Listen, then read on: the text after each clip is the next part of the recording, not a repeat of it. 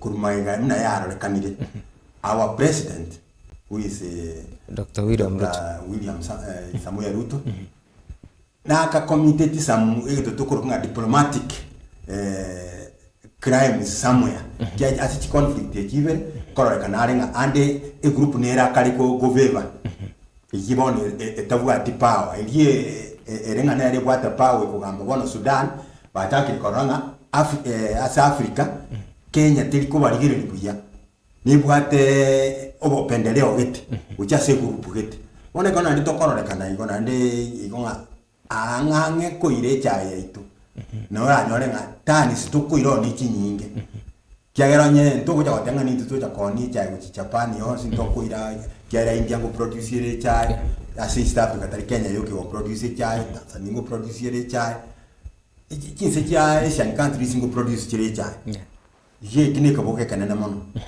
twanyo riri kiagera already it doesn't matter the amount quantity kwa tokuira uchio bono umurimi na hatoteka mete chai gende isiko na kile ndo bono tokora igonga which means nga umurimi paka chaba affected doesn't matter nga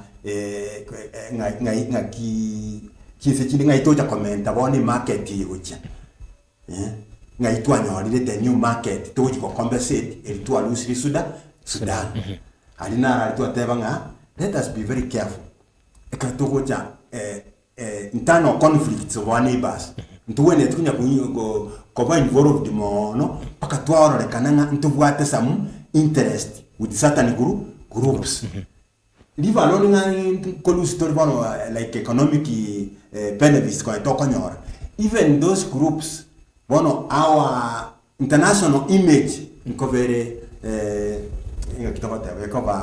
affected retarded na Kenya imanyiringa is a peaceful country nitutungura tuma abasikali gochichinse chibwate conflicts like DRC Congo tuatuma banda Haiti lakini bono ngakitoko tuma na nditubwate some interest ya conflicts ntuntu wena kworo ngatubwate any interest in any country in any region ntuntu wena takoba impassion na international tora that reputation Kenya bwate butambi ngaisa a peacekeeping one of the peacekeeping nations UN ekora request tuatuma basikali but now Raila na nya kubako kwenda senseria South Sudan akaumira na mono muraibu ense yo Moske Salva Kiir kwa tema kuligia andake amangana amange sana liga ndikone kugomna conflict nechiga in terms of economic now ngaki uo mune chiga chiko nyako chigo affect chinse chira sorongurwa Africa.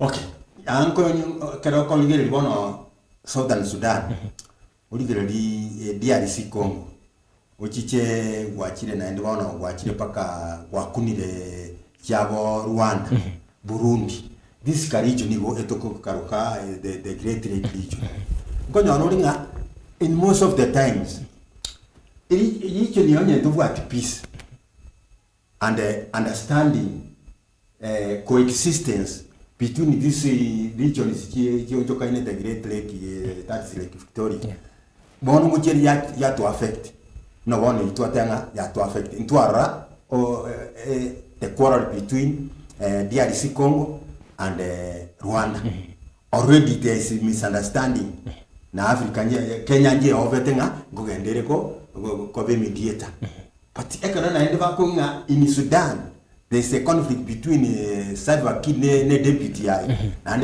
kunga among the two conflicting groups Kenya ni wata interest ya ikona wana ile imani kwamba Kenya ni nchi ambayo inakuwa na mtazamo wa kikati haipendelee upande wowote inapotea iko tualusi economically tualusi diplomatically na bono the whole region your investors ndio bali batenga hata investors from abroad ko tabali ko invest in Sudan or DRC Congo or Rwanda or Kenya they will say that region is not stable so we lose so much economically speaking kiatani na ninga ncha yoke tokoira Sudan there would be other products you know to con lewa Sudan na wa Sudan there would be other things wa to like in the past 10 years we used to have Kenyan contractors bali kokora construction of roads and other projects in Sudan. Those are economic benefits. Lakini kana wana misunderstanding yero pinga banyole peace bagwa kini Sudan. No, giving out mo kana bwense mna Burkina Faso aso mo ske Traore akora sense mune yo. Of course yaro monye no temire sana binte binge sana wangire no ane mesade korwa sense ya America ne chinse chinde. I think giving out mo kana nse mune yo ya Burkina Faso is one of the chinse chiria president yaro monye na anajitolea sana kwa kinga America gutumikia abantu baye. But now is it economically stable? Okay. The most recent development in Africa, the whole world is watching, is the activities of Ibrahim Traore of Burkina Faso. Formerly it used to be called Upper Volta. They changed the name to Burkina Faso. Burkina Faso simply means in their own language, the Mandingo language means the country of the upright man or honest man. So from there you will see. Yeah. This is a country where the seedlings of revolution have already been planted by the past generations. So we have to take you back. When the youngest president known as Thomas Sankara took over as a young leader and they started transforming the country and the economy into one of the most modern economic model in Africa. Because the problem in Africa is not that we don't have resources. Africa is blessed with so many resources, we can't count them and finish. Starting with gold, uranium, sunshine, rivers, forests, soils, and all the best things you can imagine of. Among the continents of the earth, Africa has that blessing from God that we have the best resources. But the opposite is now, of the country so much blessed, is the all over 52 or 54 nations of the African continent. They are among the poorest on earth. Why should that contradiction be? One, to be history. Formerly we were invaded by the Westerners from Europe. We became their colonies. They started exploiting us. Okay, we got independence so that we move fast and reach where we are now. We got independence, but that was political independence. Even in Kwame Nkrumah, Mzee Jomo Kenyatta, Mwalimu Julius Kambarage Nyerere, and all the earlier African nationalists, they knew that this is political independence. After political independence, we were supposed now to move to the next step called economic independence. And the history being unique, and here is why I have to be very keen and give a lesson to to our listeners that history can never give a generation more than one task. The generation of Kwame Nkrumah, the generation of Mzee Jomo Kenyatta, the generation of Patrice Lumumba of Congo, the generation of Kennedy Kaunda, it was given one task alone, to give African political independence. The generation that took after those early founding fathers was to take Africa to what we can call economic independence or economic liberation. To the extent that we have now what we should call economic revolution, which is now the best example we have is Burkina Faso. How does it come? Go and look at the map of Africa and look at three things. Look at the roads. All roads come from interior of Africa to the coast. All railway lines come from the interior of Africa to the coast. All airways, airlines march from interior to the outside world. That actually Africa is only serving as a source of raw materials for all foreign farms and a market for the finished goods from outside.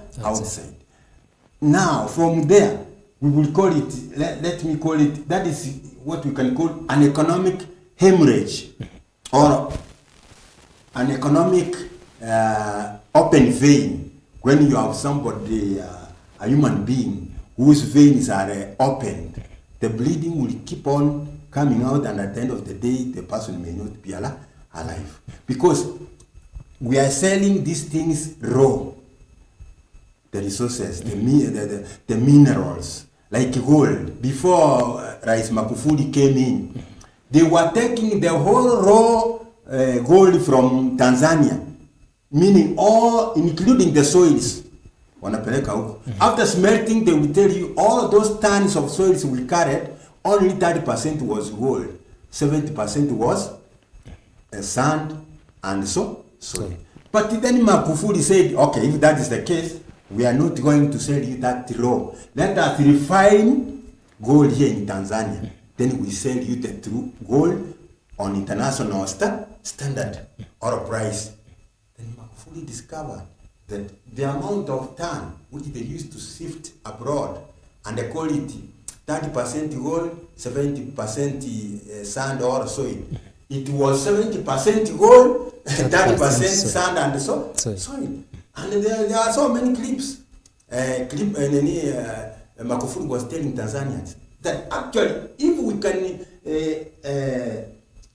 block all the loopholes of corruption, every Tanzanian citizen will be earning a lot of money per month.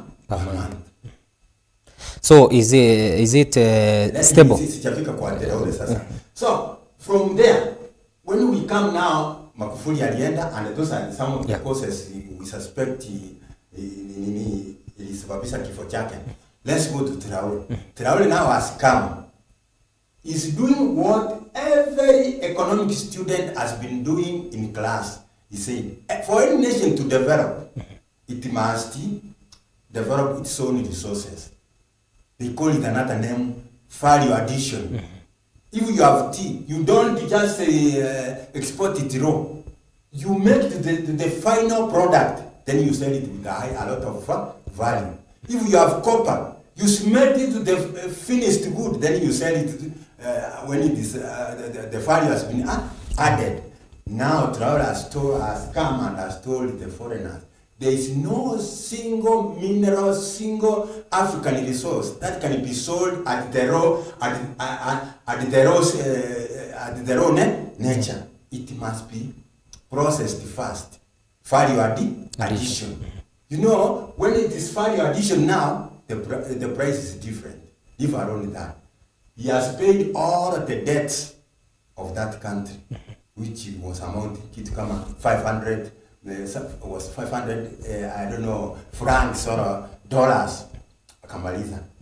The others who have offered themselves now to come and give some assistance to the Burkinabes people, like most of the people in Burkinabe are Muslims, and there's one of those Arabian nations which say that the president who can give for Ramadan is to build 200 what?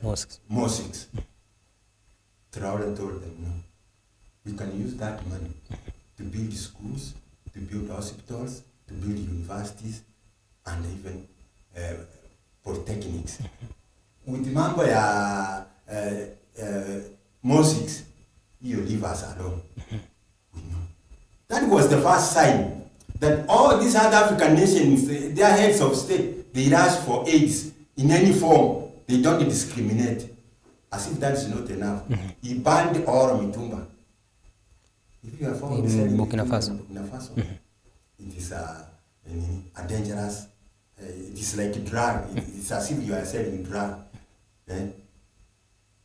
You see? Which means the cotton and the textile industry is going to take root. Himself, he has said he doesn't need a salary. For what? He lives in a state house, which he doesn't pay rent.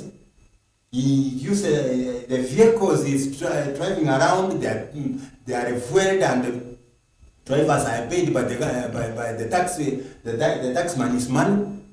So you need salary for what? And you need to develop the people. So all of these kind of drastic changes are what Africans have been yearning for. And another thing which embarrasses so many African leaders. We are so proud to say our government is constitutionally elected, it is democratically elected, but people don't eat democracy. People can't eat constitutions until you are elected constitutionally. What about you are elected constitutionally and after you have been elected, you start behaving unconstitutionally? You are elected democratically, then all of a sudden you start behaving undemocratically. How do we treat you now? You see, Traore, of course, was not elected democratically, was never elected constitutionally, he took over power. But from there you will see that it doesn't matter now, which means if you have gotten that chance of being a head of state in Africa 21st century, the first priority of a leader is to develop the economic base for the people of your country or for the people of that region. Because after all, at the end of the day, it is the material life that matters. Even if you say a human being also needs some spiritual well-being, but spiritual well-being cannot exist without the material well-being. Right. Yes. So Traore is being given all over the world as the best example of a leader from Africa. Like now, I have seen some in YouTube. There are already programs. I don't know, they are coming from Tanzania. There are platforms which are coming. They are translating all his speeches, all his projects, all his programs, all his struggles to make Burkina Faso a modern state into Kiswahili. Mm-hmm. And I remember also the using French. Remember, he told the French soldiers, we don't need you here. Because in the real sense, the French soldiers were not keeping peace in Burkina Faso. They were there to make sure that the resources of Burkina Faso are exploited for the benefit of France. Yes. Mm-hmm. Now, does it meaning kaboniga ensem na whatever Burkina Faso ime advance ya ko na kwatikiro kwanda mangana iga yo kwanekinga Traore tata itino ne meshara ero monyene he wants to build NCU ebe mna chinse chinde kurwa sorgo yani tactic kechiga ero monyene agutumika ku rule ANC ya Burkina Faso na handengi chinse chinde mna Kenya bono for example Uganda, Tanzania chitai ko tumeka all these tactics kwa nekinga na chiro chiabe chiko kina economically. Okay, thank you for that wonderful question. The good thing is that Traore is not the first president to come up with such kind of revolutionary programs. Yeah. They have already been planted or sown by the former generations. Remember, Burkina Faso was the first African country where parliament was burned into ashes. I hope you know that story. Mm-hmm. Where people were separate and they said, no, if this is the kind of parliament we are having, we better burn it. Yes? Mm-hmm. Ordinary people. Yeah. So from there, the revolutionary consciousness of the people is so high, you can't compare them with any East African country, say Kenya, Tanzania, Uganda, even Rwanda and Burundi. Why? You have asked me the technique. The only technique which is working there is what we can call patriotism, where people have their country. They would like to see their country develop. They would like to see their country where corruption is zero. People are not... Once you have been given a government position, it's not an opportunity to exploit the resources for your personal gain. Those are the kind of things that the patriotism elements that has grown so much in Burkina Faso. Like there's an example where Traore has faced, they say, almost over 20 assassination attempts. Like the latest, they said, which was in this month, that a certain businessman from France came with a suitcase of 500 francs to come and bribe the army officials so that they can overthrow President Traore. But because of patriotism, whoever were approached, they accepted the deal. But by accepting the deal, they were trapping whoever was coming to bribe them. After they have cornered him, Then they called them the government agents and now told him, just sit there with all your francs or dollars. Tell us what you are. Why did you call us? Why do you want us to overthrow our government? That is the highest patriotism ever exhibited in the African continent. Most of African countries like in Kenya, watu wanabeba pesa tu. Unasikia bunduki sikilia kwa barracks. Story hiyo naenda. Because people are thirsty of money. They don't care the Kenyan country. We have been coming with the slogans like buy Kenya, promote Kenya, be proud of being a Kenyan. What did we say? How did we turn it around? Ati furahia kwa Mkenya, lakini tukasema vumilia kwa Mkenya. So that kind of thing, it tells you that the kind of Kenyan citizen, the ordinary Kenyan citizen, the economic frustrations he or she is undergoing cannot allow him to have that kind of patriotism found in Burkina Faso. So it is an element of patriotism. You people love their leaders and they love their country. They will defend it with all their might. Yes. Right, imbia mono sana Professor kurwa asenseme imwanchu muri atogendet kurigiriria anamono emechando elia chinse kurwa sorogongorwa Africa chigenderete gwetera anamono chinga kitogenderete kurwa asenseme nyora ngarit kuria rero mugavana bwi county ya Nyamira Amos Kimominyaribo nigakagirwo ikira nabo cio bwe bunge ye Senate iligo kwanda mangana mange sana ye alengete county ya Nyamira maega ye bunge Senate kunyako bage kumurangiria nabo kurangiria egati ya omo speaker Moske no gukero nabo igo Thaddeus Nyabaro banyako ba kwanira igoro ichibunge chiga chigenda tukane kigwa asensemeli county ya Nyamira bunge ya mashinani nabo igo lire asensemeli headquarters kolende mugavana bwe county ya Nyeri Moske Mutahi Kahiga nigo abirka gwesoke na otemna nigo araj kogendera kubwatesia serikali yo Moske Dr. William Samoei Ruto okwana asensemeli county ya Nyeri nigo Mutahi abirka otemna chigane chingaki egati abamenyiko nabo igabara ikorwa sarogongo rwa Africa barogongo rwa Mount Kenya babwene tego chamo munenchiremo yo kogendera kubwatesia serikali ya Kenya.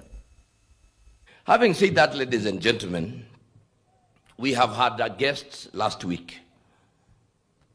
And if I do not stand here and thank all of you for heeding to my call, when I made a call to all of us as the county of Nyeri, the populace and the people who rightfully have a right to riot because it is their son that was impeached. But I said and I called upon all of you, went to the radios and said, leadership comes from God. We participated in putting our president in State House. We voted. We must respect that. And we must respect the presidency. We must work with him now because we rightfully deserve any development that was set aside from the 3 trillion of this year for Nyeri must come. But I knew that will not come if we are throwing stones. Ours is to be patient, to listen, to receive. Even now as you go out, you are going to meet with a number of people who are making noise. They are from Mudavadi, and they are making noise because the national government wants to do them a market. Nimumesikia watu wanakasirika kwa kujengewa soko. It is going to be a market almost of about, I don't know whether, is it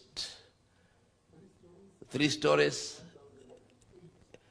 1,008 traders. So we are going to sit together and like always, remember what the book says in the book of Isaiah, chapter number 18, chapter 1, verse 18, that come, let us reason together.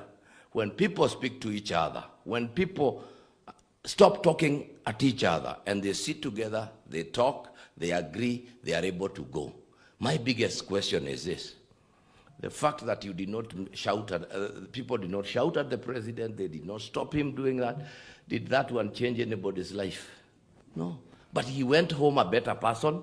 Next time somebody calls him and tells him, Nyeri, unaonaje? If there is anything around there, because I'm in government, I know what happens. Akipata, and I told him, boss ukikaa kaa huko uone kitu ambao hakuna county inataka chukua unilete. Si ni kweli? Wakati huko. Hiyo mambo ya 2027 tutapangana. If he can convince us, we will give him. Akishindwa basi sisi hatutakuwa na makosa ama namna gani? But that is, I must tell you as a people of Nyeri, I really appreciate. Last but not least, like I said, let us continue in prayer. Let us continue in prayer for this county, for this country, because we do not have an alternative country. You can move to another county, but can you move to another country, really? So may God bless all of you. I look forward to attending the next year's, the 12th county prayer day, and as we go, and I'm also glad that Akorino megoko. Akorino mwegwa. Lokama itodo mutiri ide makamenya moyo kuwa. You know, very good. This is the year. Aitu mwanchumurene nkwana yomo governor we county ya Nyeri Muske Mutahi Kayiga berika okwanira maega yetaro yo muraibwensi ya Kenya Muske Dr. William Samoei Ruto ase ensemelia yorgongo rwa Mount Kenya. Professor nguriye twarenga mangana mangi sana arengete chinse animo challenges kenda kunyako bachiko face amangana iga chinse kurwa sorgongo rwa Africa. Ntobwate biombe binge sana common market for eastern and southern commerce.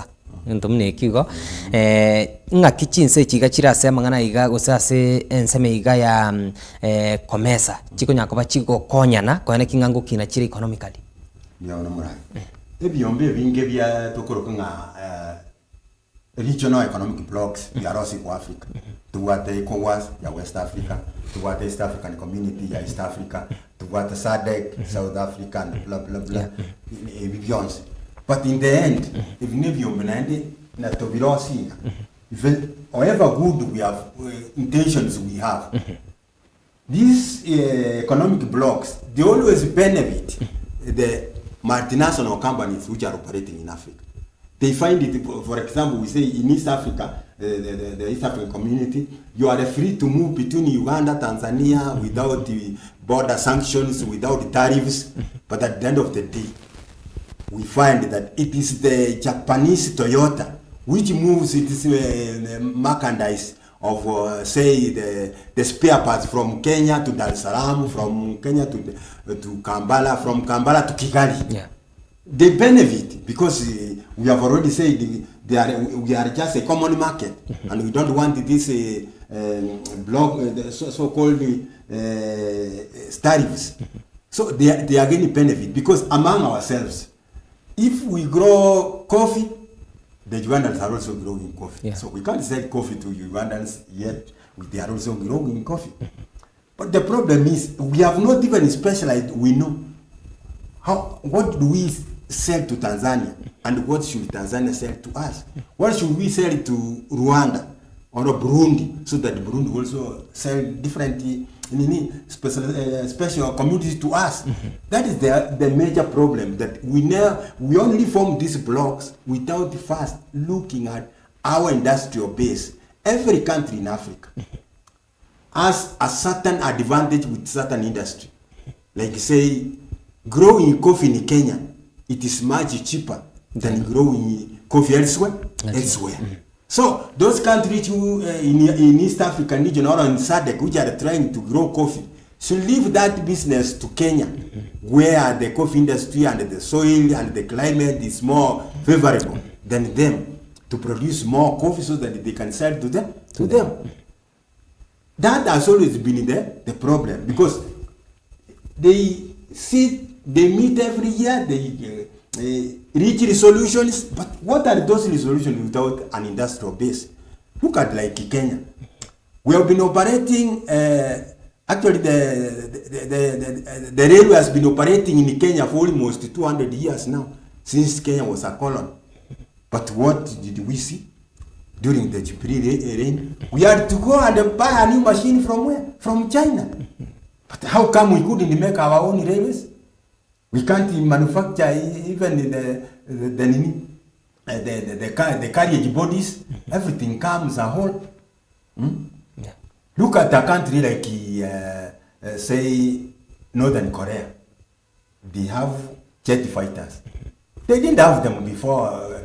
At one time, they were also colonized.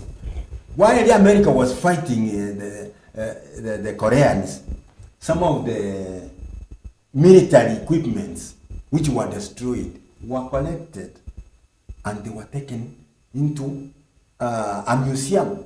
From the museum, it became an industrial museum. They will study all the machines of making the modern jet fighter.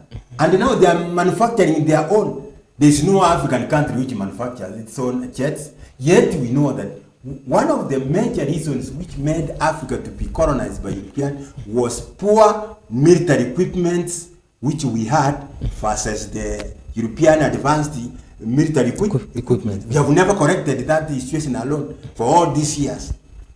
We never attempt anything.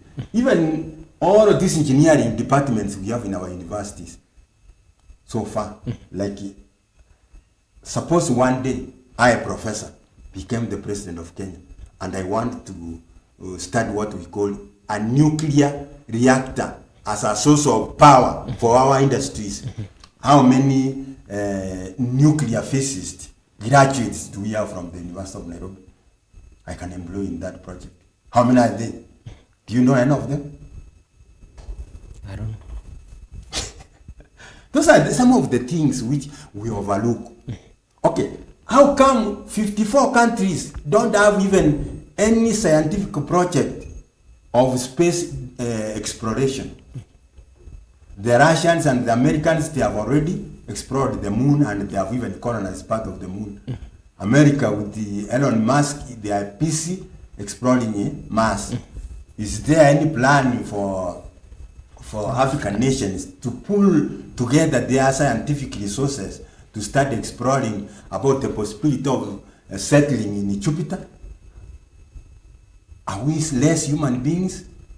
Must all the time buy computers from Europe or America? Must we buy all cars from America? Not even buy. Why should we have second-hand cars in the first place? Just kuchafua tu mazingira yetu. Why should we have mitumba? Like in Kenya, mitumba is a very sensitive area when you say we shouldn't import mitumba. But yes, if we have accepted mitumba, then we have the mitumba economy. We have mitumba clothes, and we have mitumba what? Mitumba cars. Go in Kenya today, even in any African country, you don't need to go to an economic class to know how economically poor we are, poorly planned economies in Africa. Just go to the streets, you will see more luxury cars. 70% or 80% they are second-hand cars. Instead, being a developed country, we should see more tractors, more trucks, and more lorries carrying what? Goods from the farm to the factory. Goods from the factory to the export areas. But it is opposite. We are only seeing there are 70 up to 80% of the vehicles you see on the street, even if we go now to Kisii. They are luxury cars. So how fast have we developed our industry to study that luxurious life of having exporting like what we were talking about Burkina Faso? When Thomas Sankara was overthrown and killed, when they went to his home village, they only found 3 things there which will just indicate that he was one of the poorest African head of state. A car Renault, which can be equivalent to our Probox today, a motorcycle, and a bicycle. Those were the only 3 machines in his compound. But today, go even to the home of the governor, of a governor, or of a senator, or an MCA, or a member of parliament. What type of vehicle do you meet them? Fiat, Range Rover. Yeah. Call them the most expensive. You are traveling on a vehicle costing 30 million to go and inspect a project which is costing 200 million, and you are on a vehicle costing how many? 30 million. Going to inspect a project costing 200,000. Contradictions that we are a poor country. Our spending is so exorbitant. Our wastage, leave alone corruption, the really wastage. You see the president, the entourage of the president, the chasing cars of the president, can it be counted up to 70? the governors are also imitating the president. A governor can have given up to 30, up to 20 also. Cars following him. For what? If a president can own a Renault, which is equivalent to a Pro Box, why should a governor own? In a poor country, where people cannot afford to pay school fees for their kids, why should a governor use a vehicle costing 30 million? 30 million. Not 3 million, 30 million. Right, mbia mono sana professor. Mwanchu muorigire boigo nkoira na tore tokwenda sinsema kabere studio mutumo kumoke igo professor tukwira na nchu nyakabatu kurigiringa nkichinse kia Africa konyo atinyinge sana chire chikubarua ase class keligia third world countries. Kolengani gwa mone chinse chinde kurwa Asia chiabo US chire first chinse chiri chiabere samangana development chigendrete go okina sana kole ndo mwanchu mule nabo kunyakabo kwana kinga naye kwabire ko sangana into asensemeli ya Facebook YouTube nabo igo nyakabo kulika ujumbe yao ase namba ya SMS tokwenda sinsemo ya kabere ye studio mutumo kumoke igo tokwirana tokenda kunyakaba tukuligireria challenges chigendrete kunyakaba chigwa kachinse kurwa sorogongo rwa Africa tuskale.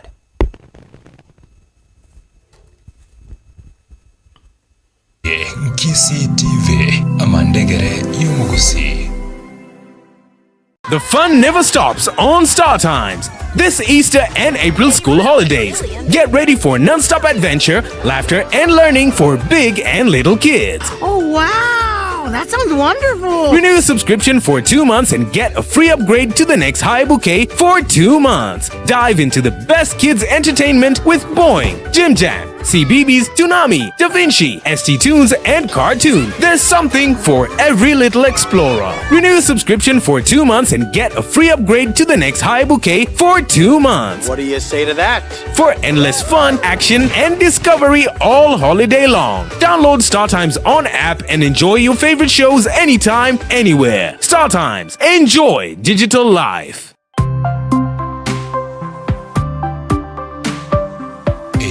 Nkisi TV Amandegere Yumugusi.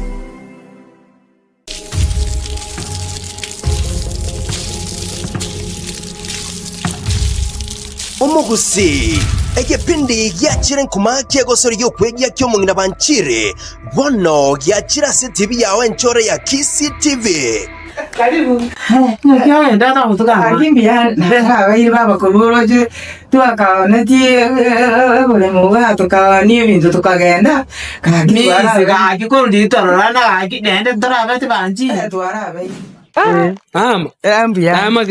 Ambia ndio hano lilina achete naende nachire bano lero nalinganyete pi. Mwana nje bana jankali. Bora bunoroja sabu ne kenyoria yire kabanje na jankali bwana ndikyo muchiyo kwansi nje ngolale likyombe chiri. Matoka anko na kana ika parali agenda na Nairobi imepega tigara ngabule yiga na ala likyombe chiri amana yo kamu. Mabena ika para banya anda Nairobi. Banya balika. Ya. Njabana muna lina akotebe. Njabana na achite ngangana. Ngonde taru jikanko je semet. Moti nyongo ndimo sana kole maduresi. Kwa ngumbo yorende na kwata bamenye. No me ta ige bono kwa tani ndira ira. Ya ngo yemi na ngo beti minges kita ngo tia. Ngono ko be kari ga. Jote so ko ngire buje kono. Ega bana mama mwana. Inga bono igo aire fulirenda banyane kwa bungete jabo. Bona no ikiagere cyane cyumu tuko bankonye cyose bankonye dapi. Bagande bagero kali bagande bagandingo ja kuranke. Bona. Rumwera nyani njerende ayona bakomenye na nje na komenya Totona marero bugima senga tigete bintu byanerende. Eyene nke wateme chande menge.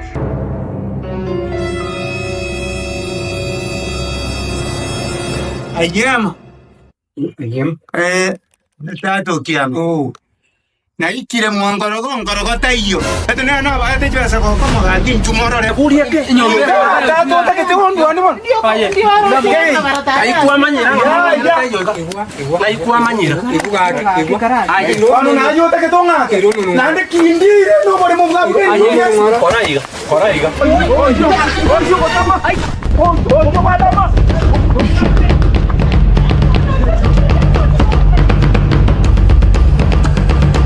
No mungira banchiri omotakano yo mugakoya kwetaka mutigo gochandwa na bamuraba mwabo banchiri na tuirira mataiga nyasaye uri iguru banchiri swa igaime tushe bintu byao kenda ndara ko ngonda Soaime omong'ina Sabiri oiranire n'omwana arusete asenkeyo korwa yakuzela gusaba ateru oboremo nonyaka bwate nka yaende aria nyanchwa ayema ngwanda batinga liba kali konya gutara n'omong'ino mindo tigangi chenje bieka tokwane naje kero tokwanire naje ugande binga ngichonge kebegi nabona ayema buna nawo njukana nirega ebintu nonyembe gitega meta basigari uri abakuru n'ebinyanza bakabekire konye kiriago tamanyiria sare korende bono oiranire nachanyare gose koronge yegesa kwekikia momuro mwabo tigeta bana gesire pi ninaitwa Kiriago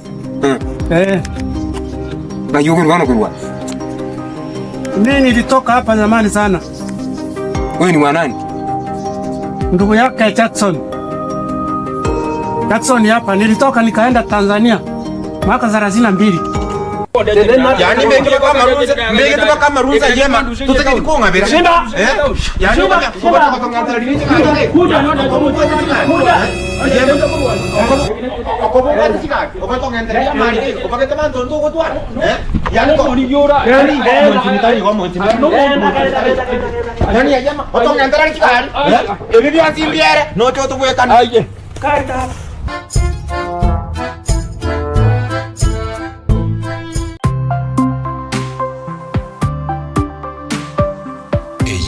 Kisii TV amandegere y'umugusi.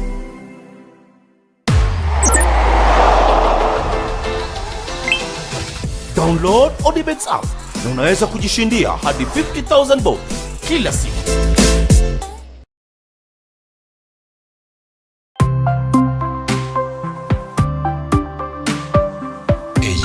Kisii TV amandegere y'umugusi.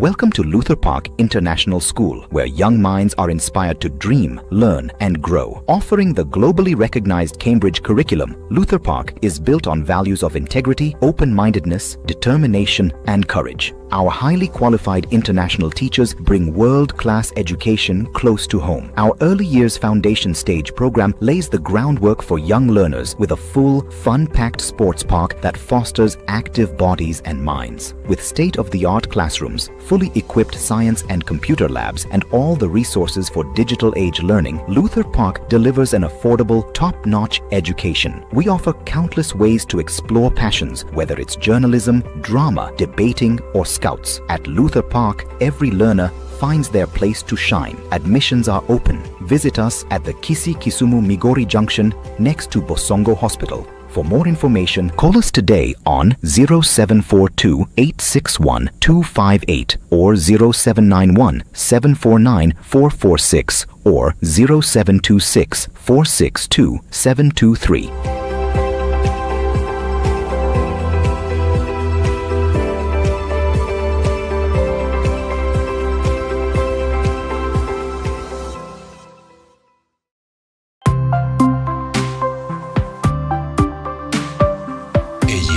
Kisii TV amandegere y'umugusi.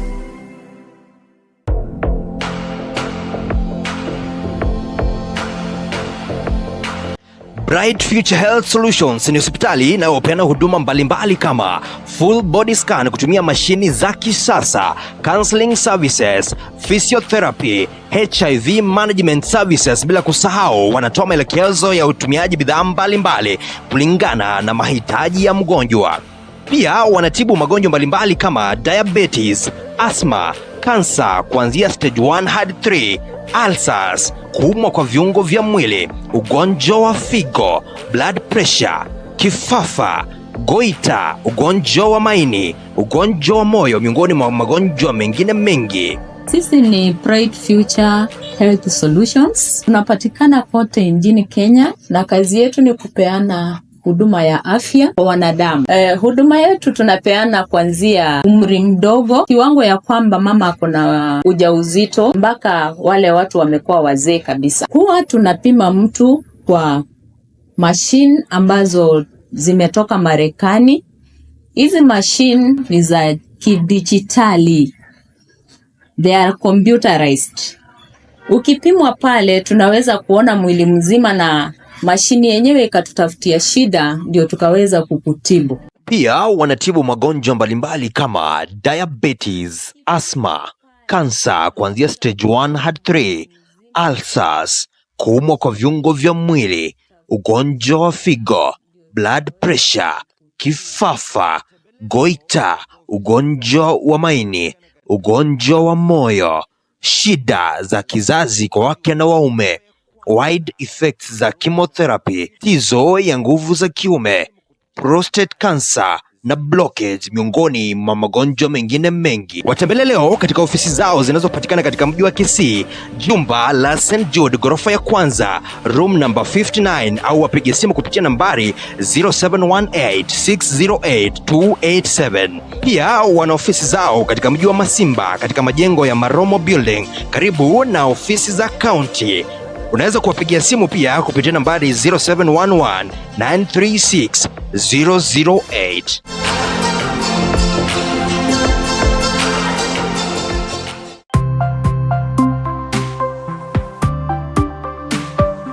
Eye Kisii TV amandegere y'umugusi. Kulia karibu na Anderson Semeiga ya kabere tunyakabata kwendera kurigiriria mangana mangi sana yarengete chinse kurwa sorongurwa Afrika na boigonto genda kunyakabata kubwatia mangana mangi sana kurwa asensemelia ye county itu ya Kisii, county ya Nyamira, county ya Nairobi, anamono alliance yagenda kwana kiwachinga kiabali kibaito ba mangana mayaba genda kubeke kambi ime na isiko yo orgongorwa ime na isiko ya Gusii maete bano professor naye kwangirira Afrika paka bono orgongorwa Afrika kiregente geko enda Afrika sana.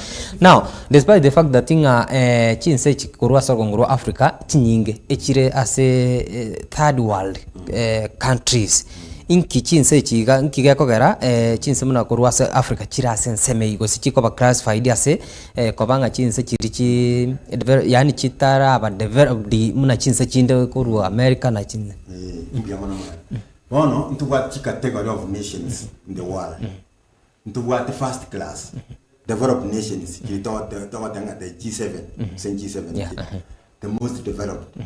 The developing countries. One of them the third class, where almost all African countries lie. They are called underdeveloped countries or third world countries. Because to what the first world, second world. First world, the great is the G7. Second world, the Asian tigers and the developing countries. And that is the second world. The third world are African nations. These, there are economic characteristics that makes them to be called third world countries. You find that actually between 70 up to 80% of their citizens in Africa, they lie under what we call below poverty line. You know what we mean by poverty line? There are certain indicators of poverty and development. So you find that they use the dollar, which is an international currency, of course. Like we say that an average African family will use less than, say, $2 per day. $2 per day. Those are 200 shillings. Say Kenyans. Yeah. Sasa, you are a family with 5 kids, and in a day you can only make 200 shillings. Tell us how you take your breakfast with the 200 shillings in the Asubuhi. Tell us how you take your lunch with that 200 shillings. Tell us how you take that 200 shillings with the dinner. Decent meal for a family of 5 in Africa. Average of 5 members. So you see, that is training. Yeah. Leave alone the food index. What about the clothing? The type of clothes you wear? The type of schools the kids will go? School fees? Cost of books? Cost of traveling to and from school? The cost of the uniform? We have not talked of the amount of water, clean water you need in your kitchen. The amount of milk, sugar you need per day, salt and all that. So it makes, when we do the average, we find that most of the African nations, their citizens are living under the poverty line. That is what we call grinding poverty. Really poverty you will see with your own eyes. Like go to the streets of Nairobi, Kisii, Kisumu. You meet a mitumba dealer and he tells you at the end of the day, today I never sold a single item. And he or she has a family. So is he going back home empty-handed? How do such people survive? And still we say these are Africans. We call them sovereigns. We say, come on, in Kenya, we say Kenya is a sovereign state. Which kind of sovereign state? Can people eat sovereignty? No. They can't. That we have a democratically elected government. Do people eat a democratically elected government? With that grinding poverty? Those are the really questions people will be asking themselves. And if we have any umbrella organization that can raise the consciousness of the people to be the level of Burkina Faso, we can easily change the situation. Because we are Africans. We know all of the racist theories which have been developed by the Europeans. If Europeans can sit down and design a space rocket which can go to the moon or to Mars or to Jupiter and come back, the same thing an African also can afford to do. If you don't believe in that simple fact, then you are suffering from what we call inferiority complex. And the Wazungus are suffering from superiority complex. The Wazungus know no African can make computer. So they must sell all their computer, even second-hand computers to Africa. So we are always dealing with second-hand, even the ideas we are using, even the education system we have, it is developed by foreigners, Westerners, then it reaches here. And the last point now I told you, we always sell our raw materials abroad. They are refined and they come back. So we serve as the source of raw materials and we serve as a source of finished goods, a market for manufactured goods. So we are just part of the Western market. We are not an independent what? Continent or nation. Yeah. But think kirende koberanga chinse chiga, especially Kenya, nkonyorenga there are so many issues chiko happen because we pay tax bintombiro binge sana biko bago se Kenya boniga egwetenera binte binge sana. I think even the president na tebetenga bono ntori guchiko depend binte binge koru chinse chisko irihari na intuga igamna koru Kenya we are able osentolebo kwero salie bintu bite binge on our own. Okay, the system nere koroku. Now we are operating under a system ikorokunga neocolonialism. That colonialism we toppled during independence, that was classical colonialism. The modern colonialism is that we have political independence, but economically we are attached to our former colonial masters. And the regime which is operating under neocolonialism is called a reactionary colonialism. It is reactionary as opposed to revolutionary. We are supposed to come up with policies which deny foreigners from over-exploiting our own resources. So that even anything they are buying from us, it should be finished goods, manufactured goods, so that they give us the real value of our goods. Okay, if it is a matter of market, suppose now we were making the cars like the Nyayo Pioneer. Yeah. By now, if we were every time we are improving, so we will not be using a lot of money to import more cars from Japan, China, and Britain. We will be making. India was a colonial country under Britain, but now they are making Tatas, trucks. They have also space exploration programs.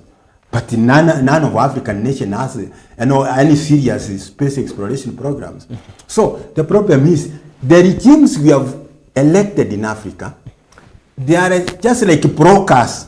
They are helping foreigners to exploit Africa, and they are also getting their percentage share because of their, what we call it, selfish ends, as opposed to revolutionary beliefs of Ibrahim Traore. Yeah, they wanted to amass more wealth. They also, if I don't that, they also have what we call, they are also in a way suffering from inferiority complex. They believe that, why should we have our own textiles? Mitumbas are cheap. it will be so hard to start planting cotton, farmers with all pesticides around.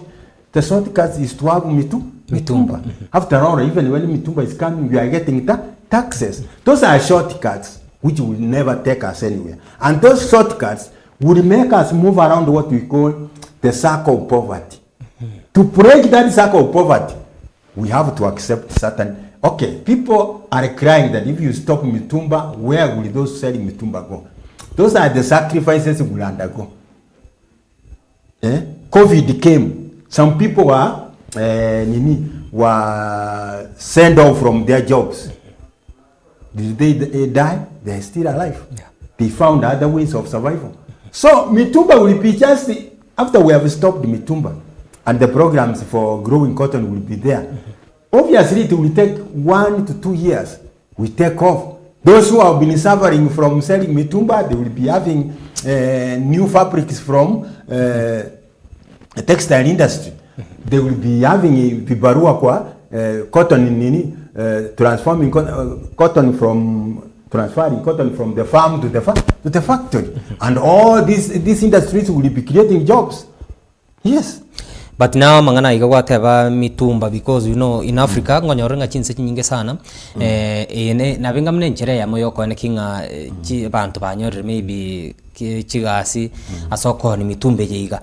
Now despite the fact that intuka banyene we don't depend on our own, echi bintu biritoko kora, even the president na tebete ngarinde anya bono yabere chinse kuro anya kuru toko gore bintu kuru chinse cheisko kibia chaga iga Kenya na hande bo igo ose twanyoranga ntu toko rusiga iga our own kuru iga Kenya biagenda chinse chia cheisko mna bono America na nini, lakini chigo cha hande tuone ligu the same chiga chia ruga iga chia chia advanced. Why don't we into abanyana? Because imna whatever you go create jobs as within our own iga nkitota igo korra igo mna ntukuru was chinse chitore as orongurwa Africa. So again to want to kunyara okorera igo, the leaders are self-centered. They don't have that high level of patriotism. They want to benefit as individuals. They see that multinationals are coming in to operate and harvest raw materials from Africa, and they are getting their due.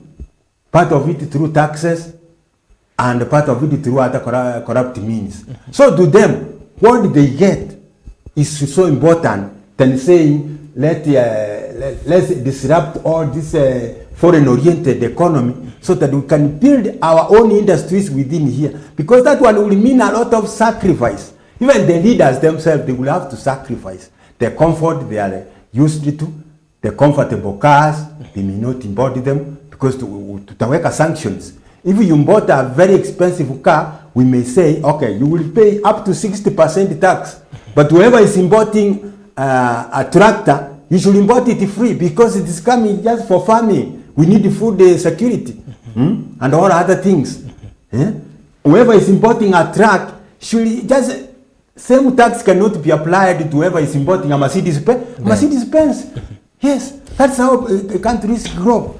Yes. Now, despite the fact that there are some leaders kurwa Africa konyoranga barapuo, yani they stick asa mangana yobora isana ba kobera orro okobera ikoiga sobora ingo chikole kwa affect maybe ense ko ba gose go takora magendrali aganiri gose bado ko borro ngo chikole ngo affect the economy in short. Yes, okobera go tambe kwa leadership ego go chigwatwara negative impact. People get used as politics as a normal business of having personal power, glory, gaining, commanding. They are used to. They forget that actually when you are a leader, you are supposed to serve the people. The most important factor in leadership is to make the ordinary citizen to feel safe, better, and improved materially, even spiritually. But with us, we do the opposite. We see that personal benefit of being a president. You will live in the state house. There's no day you will ever sleep hungry. You will always be having cars. You will always be receiving ambassadors. People will be always coming to sing for you. People will be calling you His Excellency, Your Excellency, Our Excellency. You see, those good terms. People will be clapping even when you don't have a point for being clapped. So, how can I call it? It is that madness of cerebral praise which goes beyond the normal human being. Because after all, we have actually seen what is happening in Burkina Faso. Like the President Ibrahim was invited to go and attend the inauguration of President Trump, but he never went. And the presidents of Africa who will just go even without being invited, or would request the ambassadors to see if they will be invited. Just being there, that they were standing, taking photo sessions with the most powerful president of a superpower. To them, that is the peak of their personal achievement. And another thing, yes, that one has been used. Somebody says, I've been in parliament for 30 years. That is your personal achievement, which may not have created impact in the people you have been representing for the last 30 years. Because the more you stay in a place, the more you forget why you are in that place. Like exactly what you have said. Burkina Faso, it has been having a lot of coups and counter coups. The rate of changing leaders is so high to the point now people are seeing a different version of Burkina Faso. A really model to imitate. Now the embarrassment is, whoever is leading the model was never elected constitutional or democratically. And that's the point I have to give you. Yeah. Most African leaders, they never think beyond outside the box. They always know a government must have 3 arms: the executive, the legislature, and judiciary. Who said that that is the form of government every nation needs on earth? Those are Western models which were used to express us during colonialism. Why can't we become creative and come up with new models of governing ourselves? We don't need to copy European models of government. We don't need it to. Right, imbia mono sana banta bange sana mwanchi muri abagende tukulika chi ujumbe cyaba sensemeli ya Facebook. Roda Ruth from Jeddah tunyali bali masaba bonyakoni aturigireti asenseme iyo nabo igona kurkwanga Obaga Joshua kurwa asensemeli ya Nyaisamanga Kitutu Masaba is watching Ali presenter agotanga good work sai gasingia sana okora nabo iko Jeria Kirubori listening live from Ngumbu Manama Berlin Kingdom Waikakisi County nabo igona rokoteba ukurkwanga Kerandi Dennis Kerandi Dennis kurwa sensemeli ya Nakuru City Salams Club Waikaga Chuba Seito is watching nabo iko kurwa sensemeli ya Nairobi mukuru kwa Ruben nonde meyo morobelio amona ne amate ya familia ya nabo iko mochokoro no aturgirit kurwa senseme iyo Rose Michiema Del Monte kurwa Nairobi Pipeline no aturgirit kurwa senseme nabo iko Mary Ann Daniel no aturgirit kurwa asenseme now despite the fact that inga kwabergo kurigiria gose kwabergo kwanira amangana iga some challenges chinse kia Africa chigendrete kunyaka bachigoetera nkonyorore nga in terms of leadership especially totebe bono mna chinse mna Buganda semna South Sudan ne chinse chinde but chiro chichi nyene nkonyorenga leaders baberiro for a long period of time but barabu mbali gukina economically bado na yani nyena mangana development na hochire tumna chire igo nkige kogera chinse mne chika konyoranga most kero leaders bakobera se burai but they have yani babwat some challenges nyingi sana in terms of kukina economically. Okay, biyo manu mrada say this swali hili. Actually, what happens is like the best model of the nations which have the greatest challenge in Africa is Uganda under President Yoweri Museveni. What happens? Museveni, yes, he started as he came as a guerrilla fighter. He was elected as a constitutional, democratically elected president. Later on, now he changed that Ugandan state into a military state without the Ugandans being aware of it. That up to 70% of the income of Uganda will be used to build the army. So that the army, this is what the foreigners are hitting them, because this is a reactionary regime in any way. Yeah. They are telling other nations, look at Uganda. It is very stable. There's no wrangling. There's no tribal classes, no conflict anywhere. But all those comes at the cost of the way you have said. Yes, there is peace, but it is peace for the poor to be exploited. It is for the peace for the foreigners to exploit the locals. It is for the peace of multinational to operate in Uganda, to take the raw materials out and bring in the manufactured goods from abroad. It is never peace for development. Even the tarmac, the roads you see from Kampala to other areas, most of those areas where those roads lead, they are leading to military barracks.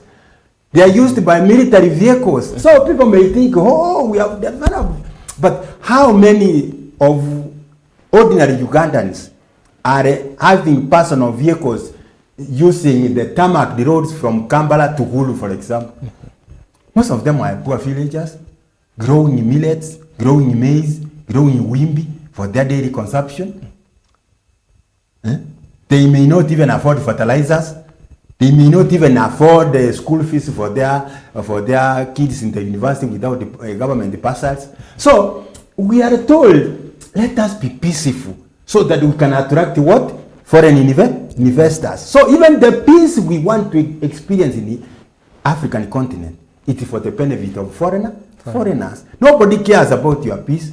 Like I was telling you the other time, your colleague, that when there is a problem between DRC Congo, the government of Tshisekedi, and M23, and the people are crying all over, please let us have peace.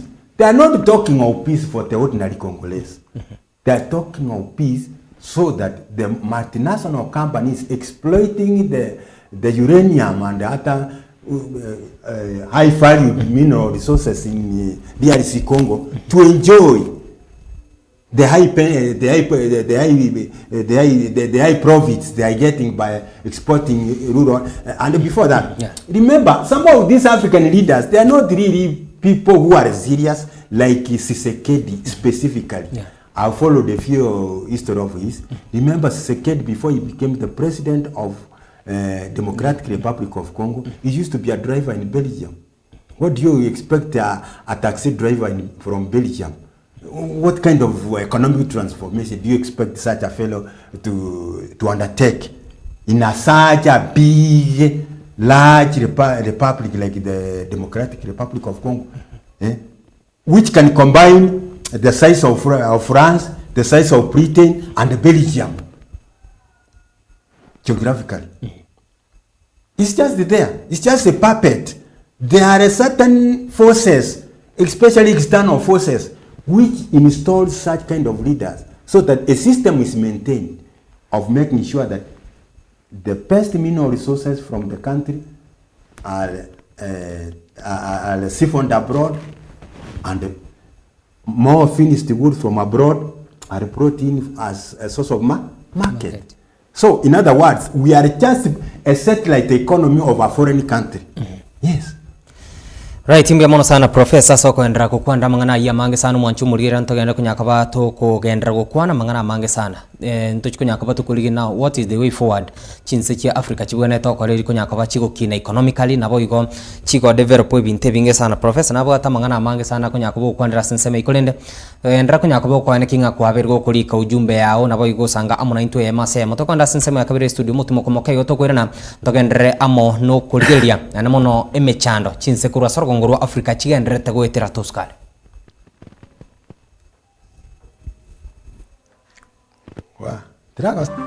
Eye Nkisi TV amandegere y'umugusi.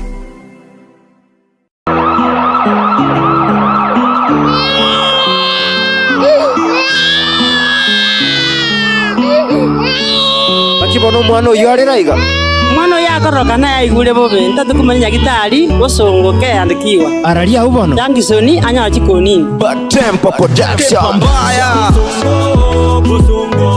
busonge ya gitari busongo chemotherapy ne cancer screening eye care dental na dialysis qualified doctors call emergencies can cure God bless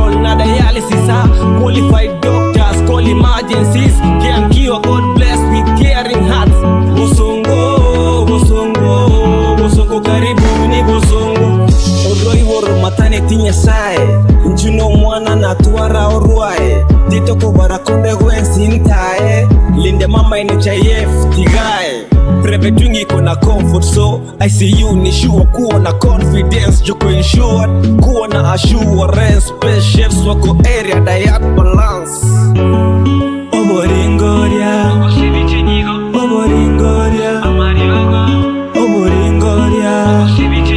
Oboringoria Bosongo Bosongo Bosonge nyagitari Bosongo Chemotherapy ne cancer screening eye care dental na dialysis qualified doctors call emergencies can cure God bless with caring hearts Bosongo Bosongo Bosongo karibuni Bosongo Oboringoria Obosibichinyigo Oboringoria Amariogo Oboringoria Obosibichinyigo Oboringoria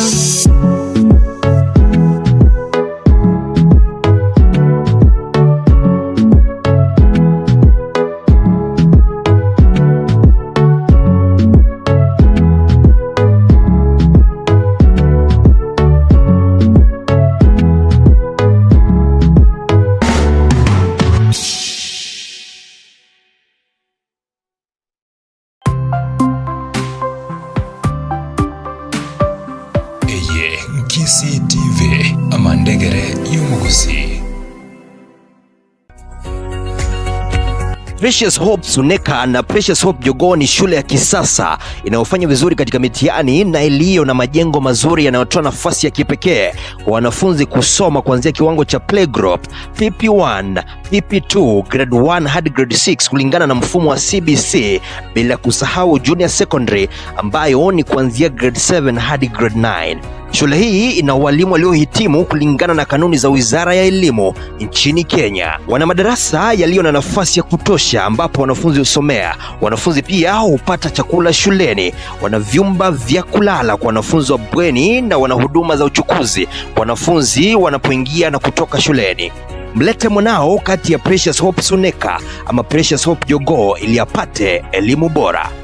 Pia wana computer lab na science lab za kisasa ambapo wanafunzi hufanya practicals. Mahojiano ya mwaka 2025 kwa muhula ujao yanaendelea huku nafasi zikiwa chache mno. Hala ujinyakulia nafasi katika shule hii. Kwa mengi zaidi wapigie simu Precious Hope Suneka kupitia nambari 0725035379 au 0726262858 au 0723552448 na Precious Hope Jogoo kwa nambari 0796761819 au 0712718663 au 0726331162.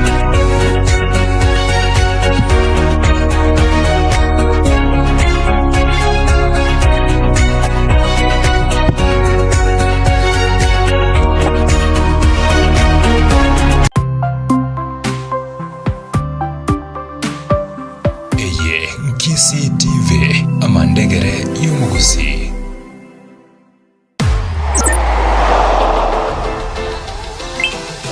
Download Odibets app na unaweza kujishindia hadi 50,000 bob kila siku.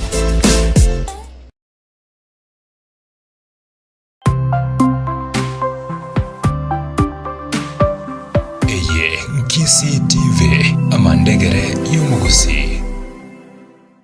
The fun never stops on Star Times. This Easter and April school holidays. Get ready for non-stop adventure, laughter, and learning for big and little kids. Oh, wow! That sounds wonderful! Renew the subscription for 2 months and get a free upgrade to the next high bouquet for 2 months. Dive into the best kids entertainment with Boing, Jim Jam, CBeebies, Toonami, Da Vinci, ST Tunes, and Cartoon. There's something for every little explorer. Renew the subscription for 2 months and get a free upgrade to the next high bouquet for 2 months. What do you say to that? For endless fun, action, and discovery all holiday long. Download Star Times on app and enjoy your favorite shows anytime, anywhere. Star Times. Enjoy digital life.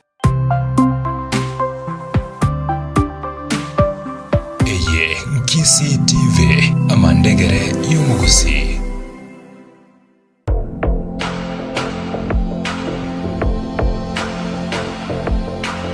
Bright Future Health Solutions ni hospitali inayopeana huduma mbalimbali kama full body scan kutumia mashini za kisasa, counseling services, physiotherapy, HIV management services, bila kusahau wanatoa maelekezo ya utumiaji bidhaa mbalimbali kulingana na mahitaji ya mgonjwa. Pia wanatibu magonjwa mbalimbali kama diabetes, asthma, kansa kuanzia stage 1 hadi 3, ulcers, kuumwa kwa viungo vya mwili, ugonjwa wa figo, blood pressure, kifafa, goita, ugonjwa wa maini, ugonjwa wa moyo, miongoni mwa magonjwa mengine mengi. Sisi ni Bright Future Health Solutions. Tunapatikana kote nchini Kenya na kazi yetu ni kupeana huduma ya afya kwa wanadamu. Huduma yetu tunapeana kuanzia umri mdogo, kiwango ya kwamba mama ako na ujauzito, mpaka wale watu wamekuwa wazee kabisa. Huwa tunapima mtu kwa machine ambazo zimetoka Marekani. Hizi machine ni za kidijitali. They are computerized. Ukipimwa pale tunaweza kuona mwili mzima na mashini yenyewe ikatutafutia shida ndio tukaweza kukutibu. Pia wanatibu magonjwa mbalimbali kama diabetes, asthma, kansa kuanzia stage 1 hadi 3, ulcers, kuumwa kwa viungo vya mwili, ugonjwa wa figo, blood pressure, kifafa, goita, ugonjwa wa maini, ugonjwa wa moyo, shida za kizazi kwa wake na waume, wide effects za chemotherapy, tizo ya nguvu za kiume, prostate cancer na blockage, miongoni mwa magonjwa mengine mengi. Watembele leo katika ofisi zao zinazopatikana katika mji wa Kisii, jumba la St. Jude, ghorofa ya kwanza, room number 59, au wapige simu kupitia nambari 0718608287. Pia wana ofisi zao katika mji wa Masimba katika majengo ya Maromo Building karibu na ofisi za county. Unaweza kuwapigia simu pia kupitia nambari 0711-936-008.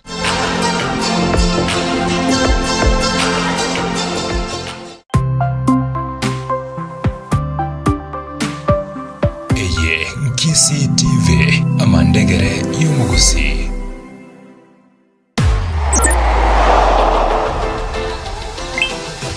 Download Odibets app na unaweza kujishindia hadi 50,000 bob kila siku.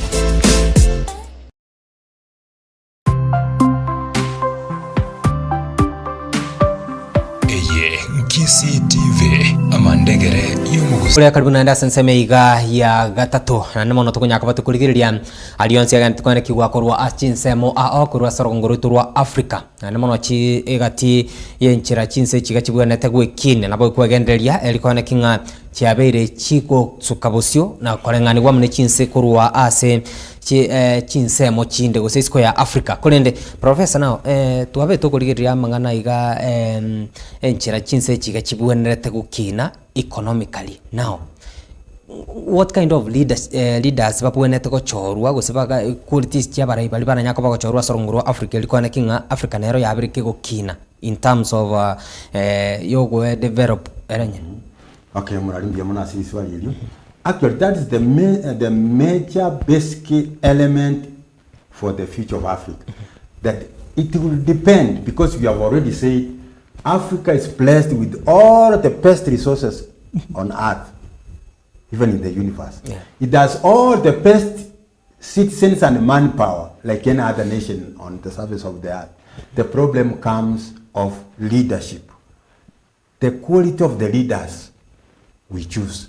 It is an ancient concept from even philosophy. Plato wrote a book known as The King Philosopher. It is known as the philosopher king. That actually for somebody to be king, take it to be a leader of any nation, of any kingdom, of any region, you must be a philosopher. That you must be enlightened. Not necessarily with Western education. You must be intelligent. You must prove that you know what you are doing. Leadership being a service provider. Do you have that urge to transform people's lives?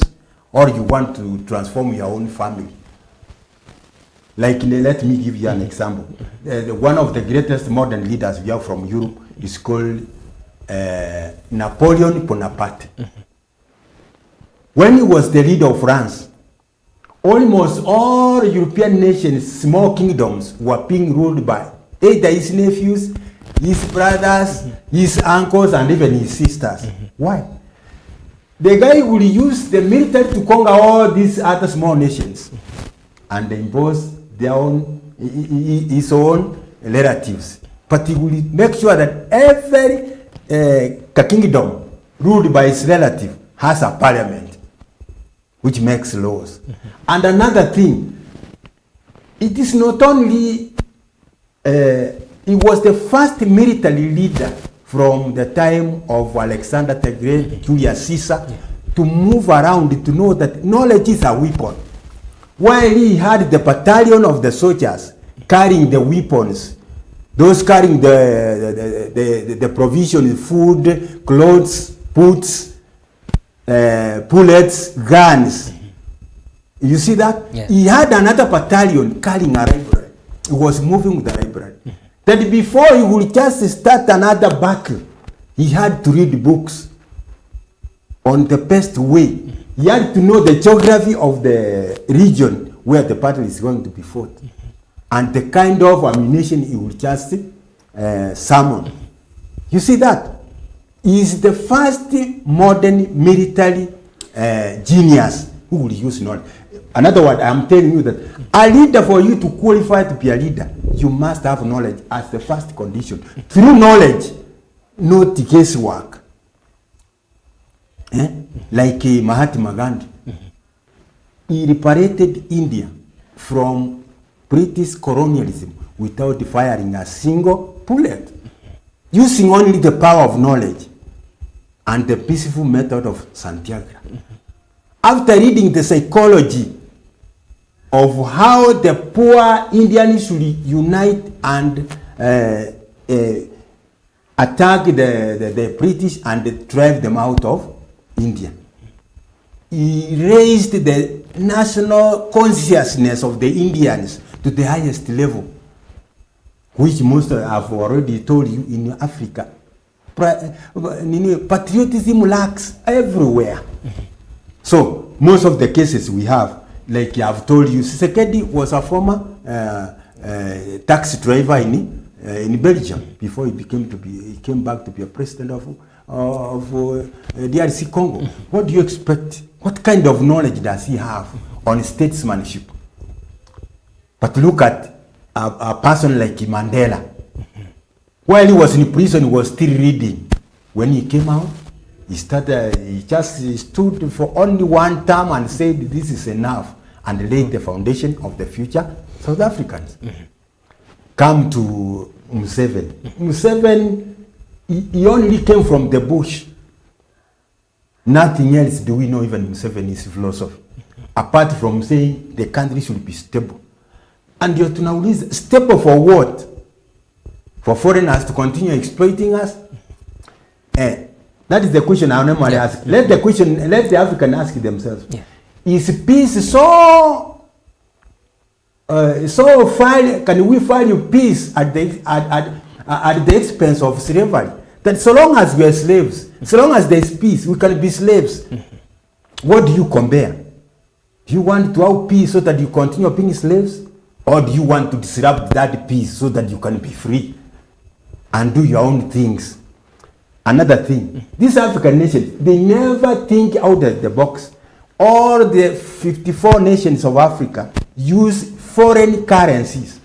They use the dollar, they use the pound, they use the yen, they use the franc. Why can't they just come together and form one African Union currency? Why should, when Uganda is trading with Kenya, why should they use the dollar? Why should Nigeria trading with Tanzania use the dollar? And this, okay, there is something which came up. They are calling it the bloc. The economic bloc. They are saying they want to move away from the dollar. They combine with the Asian countries and they come up with what they call the BRIC. I don't know how far they have gone, but still there is the Asian element inside Africa. We don't know how to take care of us ourselves. We are always imagining that these imaginary colonial boundaries are so important to us. What does it matter that here we were colonized by Britain, here we were colonized by France, here we were colonized by Belgium, but we are all Africans. We can come together and form a federation of African nations with one currency, with one army, with one project of military, so that any threat from outside, and this is another thing, there is this element of terrorists.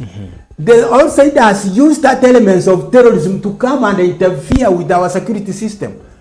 We allow them to be part of our security system. So we can't really rebel against them. They know all the weaknesses of our internal security systems.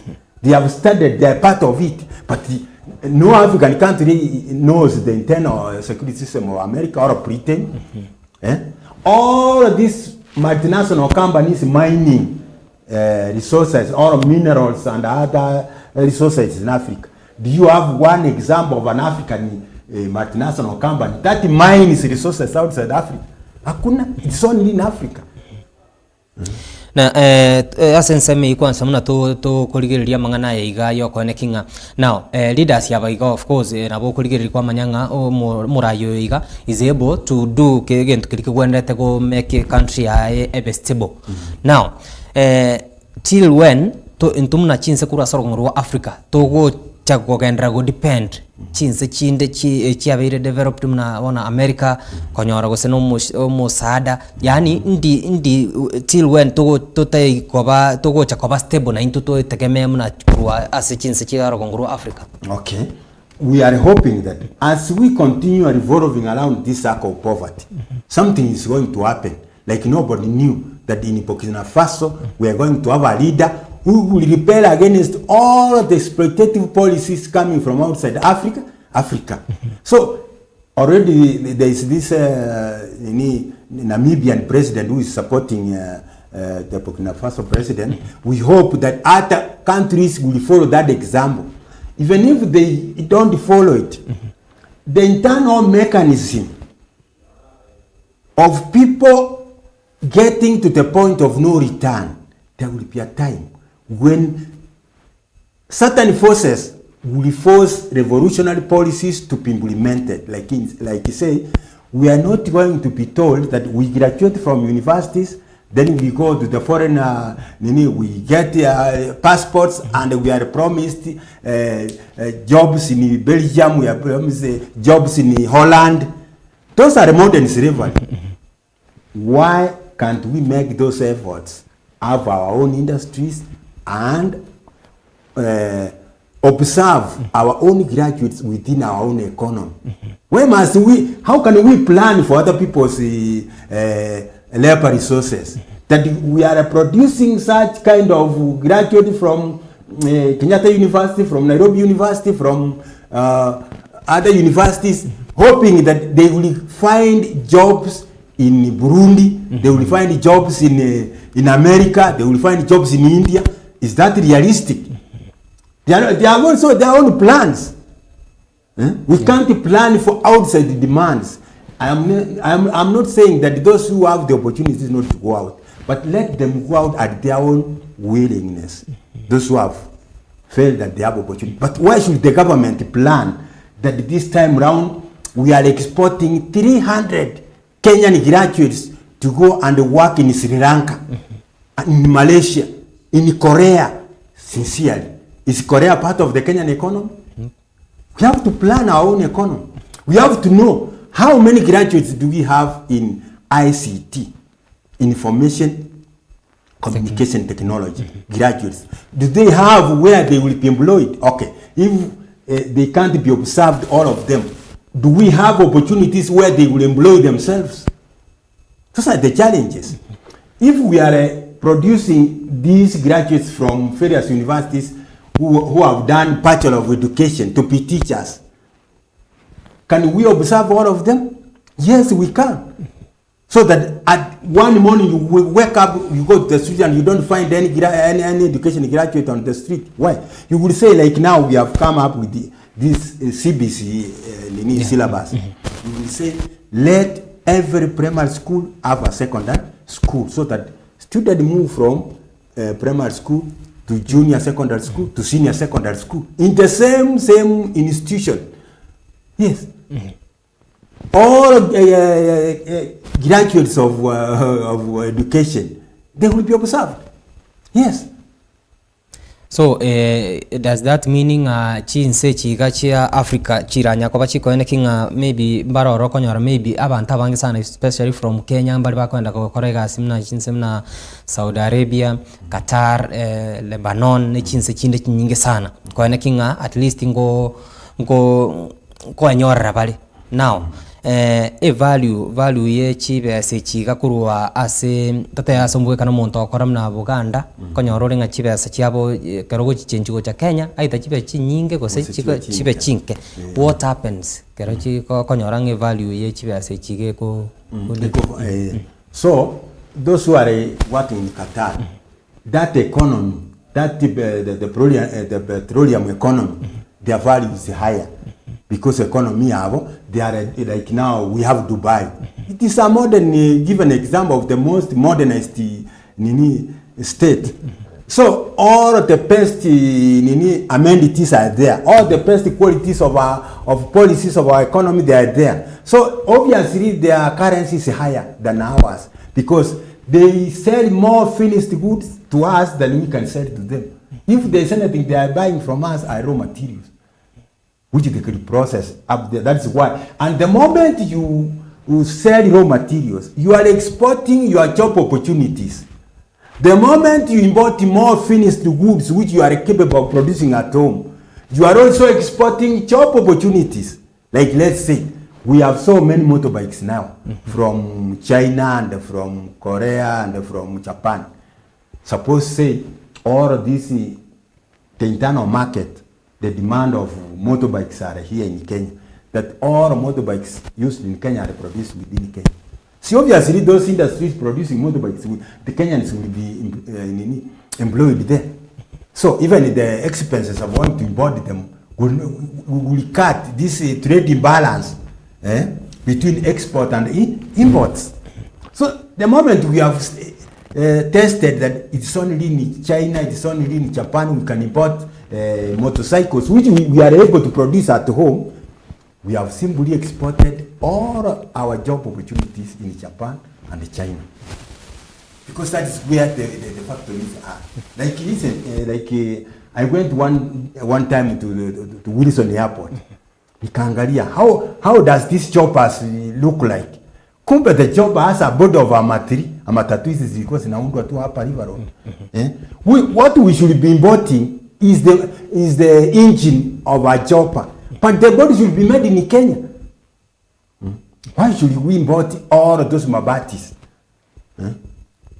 And by the time we start, if we will be making the bodies of choppers and we import the engines, slowly by slowly we will start making even engines here at home. So it is the quality of the intelligence level of the leaders. Like the first president of Israel was a professor of physics, teaching physics in the university. Today, Israel started as a modern nation in 1948. Today is the most feared military state in the modern world. They started everything from scratch. How come that Africa, what is the difference between 1948 and 1963 or 1958 when Ghana got independent or Nigeria got independent? But look at the old man who has been elected president of Nigeria, who will not just be awake for 2 hours in a press conference. What type of leaders do you expect? That somebody has been a member of parliament, he becomes a governor, from governor he aspires to be a president. All those is just a personal emolument, somebody for personal glory.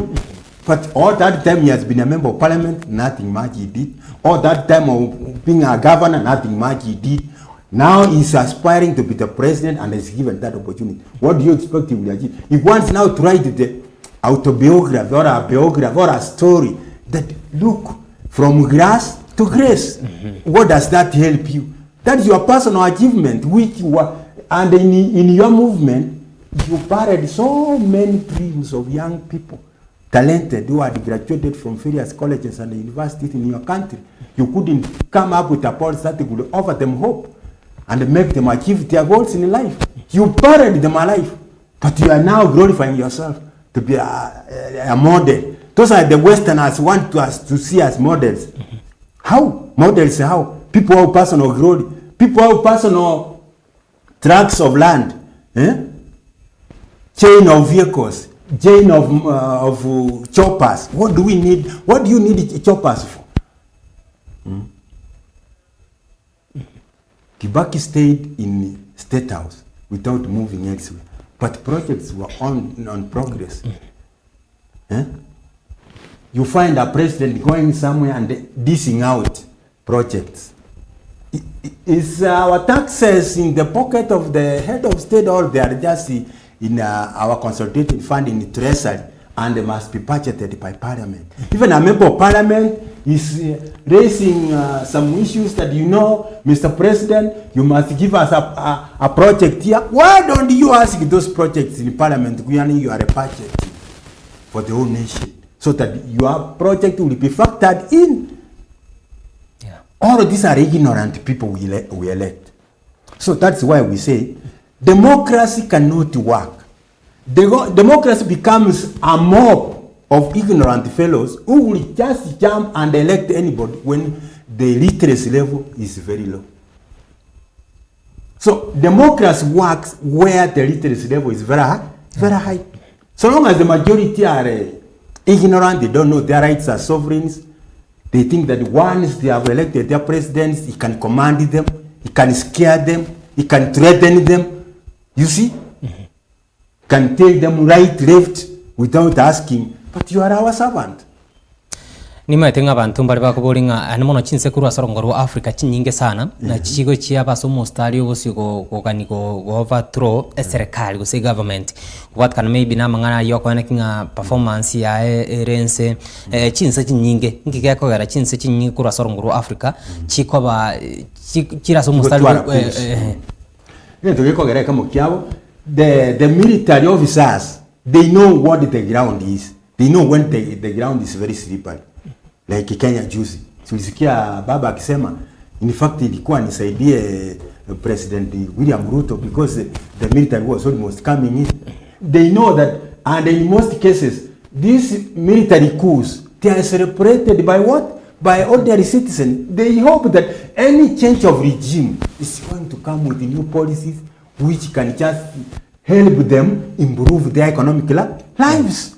It is a hope they have always had, only to be discovered, like even when Amini overthrew Dr. Militan Obote in Uganda. People celebrated in the streets. They thought Amini was somebody very intelligent who would come up with good ideas, only to discover that he was more a very poor dictator who would only send away Indians without knowing what to replace with the Indian economy in Uganda. That is the what you can call it, what do you call it, the debacle of coups in Africa. Nowadays there are very few, but in the 60s and the 70s we used to have every after 6 months unasikia a certain country has been overthrown, the military now running the country, and they wanted to return the civilian after 2 years or after 1 year, like what happened in Sudan, the Upper Sudan. Yes, people overthrew the dictator who was there. Only now the military to come in and they say we have to form a collaboration between citizens and the military. We can't leave it the citizen and you alone. That comes the same problem that actually that change of regime. People feel relieved, thinking that the new regime will come with solutions. That is hurting them economically, only to discover this another change of another worse regime than even the former one. Yes.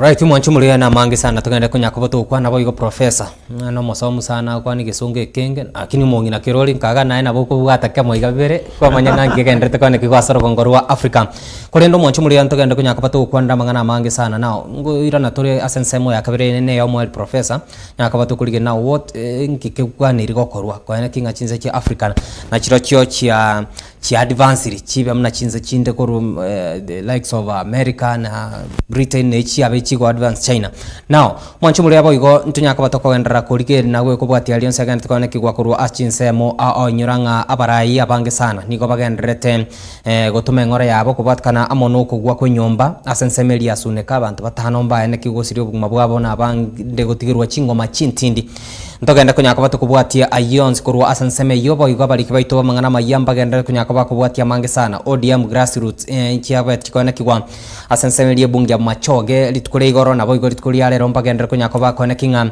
ngorigiri bara mangana mange sana nabo igo kone kinga abantu ose abanyimbo timaitinga recruitment ya abanyanyimba abayiga ba prison kaitenga nekenderete gosine chiko nyaka bagie gochaka ninchiko nyaka bankumanyia ions yenyo gotete go soana aya samangana igaya banyi kobo munyimbo asensemelia chichera nabo kunyaka bangone kinga nabiringo kumanyia korwa ase enseme bo gonto chunyaka batukuliria amange sana korwa sensemelia chiro adaraja 2 obonchireria bagenda kunyaka bakone kigwa maguri ebinto mutinyo ige mbulane nyinge sana genda tukone kigwa abantu mbagenda tukuborigwa wetanga korwa kunganya bali bamenyete ase baranyako bagosombwa mwana mache gose ebitunu wangene bitunu banyako bakunganya korwa asenseme itoskare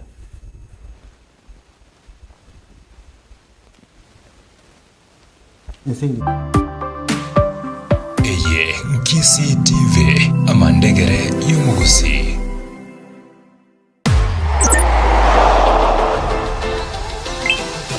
Download Odibets app na unaweza kujishindia hadi 50,000 bob kila siku.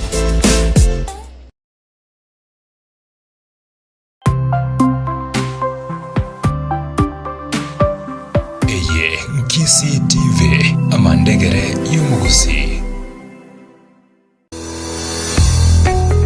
Ine kwabere gukorera asenga kientambe gosini gokwarerire na gosarie nibe nyinge bono twakorenterera ikiburie mechando yao wetira asenya ya World Fit Health Center ni gokonyora obuweni bwa bwango na obwikirano asamarwire ao buna amarwire yesukari amarwire yenda amarwire yomogongo na yanda mange. We call your prostate eno borwere bwasumbuira abagaka sana bwe sukari, what you call the genesis of diabetes na kiborwere bwe sukari bogo somo bero oime hypertension no borwere kramanyinga kogenda igure somo bero World Fit itosomete chinchereza tojokorwa ya marwaire enchede ntangani itosomete ngendo nga conventional medicine yani ubonyagitari obwa kawaida itosomete ngendo nga nutritional medicine. Nutritional medicine na marioga aliakurwese endagera ya ito ya kawaida. Kwa mfano we have ntupiko amino acids, ntubwate fatty acids, ntubwate vitamins na kadhalika. Bigo tumeka esoko rwari ya marwaire. Nchirende ya gata tusomerete neka tukutumia international herbal medicine. Tukutumia marioga akurwese mete twarwari ya marwaire. Igao muchito bosongo monene ntobwate clinic yeito ase nyumba ya Uhuru Plaza noerega iga marikiti gaiso wako ninyama kwali na iguru wacho wake goroba ya gatatu erumu 307A ntobwate branch mu Eldoret ase nyumba ya Kogo Plaza first floor room 2.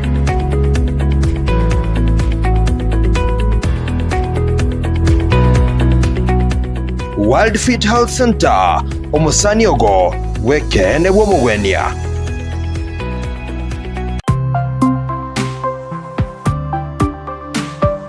Eye Nkisi TV amandegere y'umugusi. Ekero na ikasomo chombo ya Twaichanire koraria ogokwa kwa John Kauna Mumbo uyuro mwana nyabusira Clement Mumbo na Rosa Kimunto ni Semiria Mnyanchama Viola Nyaboke na Sara Kimunto noyo mwabo Alois Somonywa Rescatus Manyange Sabina Kirubo Agnes Mora na James Achando muchango ye ni gora brit kwa Jumatatu isariki sana ibere mutinyo igokane mwaka bwechiri bubere na 2025 ali asenka ya eme ya botori na rusi gwenyangena ritko ria Jumaine titariki sana isatu mutinyokane na kweni gwa Jumatano isariki kendo mutinyo iga sekinyorokia botori me yakitutu Central Ward me yakisi County tubuna Kisi TV tuatomere engora ya bene kaya so moroti wa maroti ingane tenge como yo Jerusalem. Eye Kisi TV amandegere y'umugusi. Precious Hope Suneka na Precious Hope Jogoo ni shule ya kisasa inayofanya vizuri katika mitihani na iliyo na majengo mazuri yanayotoa nafasi ya kipekee kwa wanafunzi kusoma kuanzia kiwango cha playgroup, PP1, PP2, grade 1 hadi grade 6 kulingana na mfumo wa CBC, bila kusahau junior secondary ambayo ni kuanzia grade 7 hadi grade 9. Shule hii ina walimu waliohitimu kulingana na kanuni za Wizara ya Elimu nchini Kenya. Wana madarasa yaliyo na nafasi ya kutosha ambapo wanafunzi husomea. Wanafunzi pia hupata chakula shuleni. Wana vyumba vya kulala kwa wanafunzi wa bweni na wana huduma za uchukuzi wanafunzi wanapoingia na kutoka shuleni. Mlete mwanao kati ya Precious Hope Suneka ama Precious Hope Jogoo ili apate elimu bora. Pia wana computer lab na science lab za kisasa ambapo wanafunzi hufanya practicals. Mahojiano ya mwaka 2025 kwa muhula ujao yanaendelea huku nafasi zikiwa chache mno. Hala ujinyakulia nafasi katika shule hii. Kwa mengi zaidi wapigie simu Precious Hope Suneka kupitia nambari 0725035379 au 0726262858 au 0723552448 na Precious Hope Jogoo kwa nambari 0796761819 au 0712718663 au 0726331162.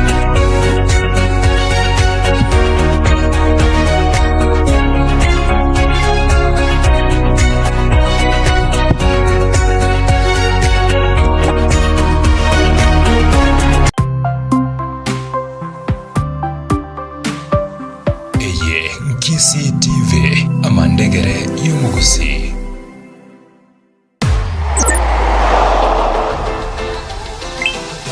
Download Odibets app na unaweza kujishindia hadi 50,000 bob kila siku.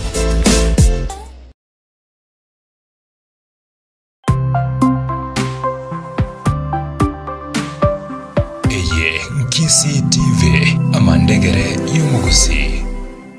Right monchumule kan mena Anderson Semeiga ya kane ne yo moelio egende kunyaka bage kone kigwa chinga kinati ko tenga ODM grassroots elections niko chigende kone kigwa Sensemelia Migori abuase county ito ya Kisii ritukuri goromba korete ogo bochori bwabo Sensemelia ya bomachoge nabo igomba gende kunyaka bakone kinga nkochora bali abarai bali bara kunyaka bako batenera elikualigania ase obochori bo mwaka o 2027 abago nyoranga abantu abange sani ko bagenda kumwakire koko moske Dr. Fredo Kengo Matiangi gochia kuriye kiroke buraiwense na abantu maete kurwase county ito ya Kisii bale kabere ono Matiangi ose maraga ngogo cha kwendo sio yonde batrende we hope nganto genda kunyaka bato kubwatia ayonsi nabo igonto genda kunyaka bato kubwatelia ali genda kwana kigwa Sensemelia Senate kinga kiyo moske nyalibara nyakubukirana Sensemeyu abamenyi kurwase county Nyamira nigo bonza ikaba amaisa bonsi ali girtia Sensemelia ntuma itinga kikira kunyaka bage go happen batrende kaitenga na nyakubukirana Sensemeyu. Now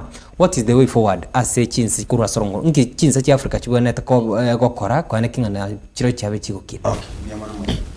Now the way forward, we have seen how Africa is blessed with resources, with its own people who really aspire to build so rich as any other citizen of the nation or in the universe.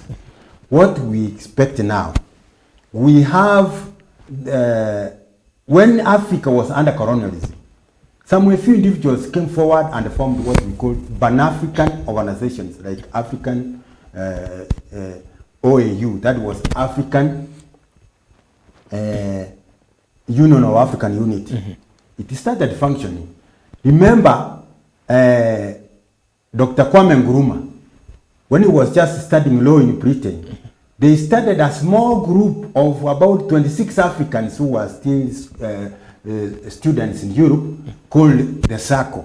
It is from this SACO that most of the people came to form what is called Pan-Africanism movement. Kina Kenyatta joined in and others, Kina Kaunda joined in, Kina Kambarage Nyerere joined in, and later we had the entire African continent being liberated from the circles of colonialism. The same way we have started hearing the voices of new Pan-Africanism. The new Pan-Africanism philosophy is dealing about the economic liberation of Africa. Listen to what Patrice Lumumba of Kenya is ever telling Africans, the type of enlightened leaders we need to elect when we have an opportunity to in an election. Remember, there's also another young guy from South Africa by the name Julius Malema. He's also a good Pan-Africanist.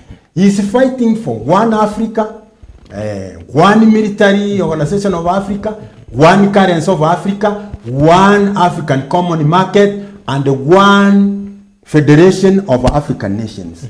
We can just pull our resources and become a threat to the world, to the global market now. The problem becomes, others become so selfish. Remember, even Gaddafi had started that new Pan-Africanism movement. He was trying to mobilize African leaders to form a common currency. When the foreigners realized that, they had to brand him a terrorist. And even other African leaders betrayed him.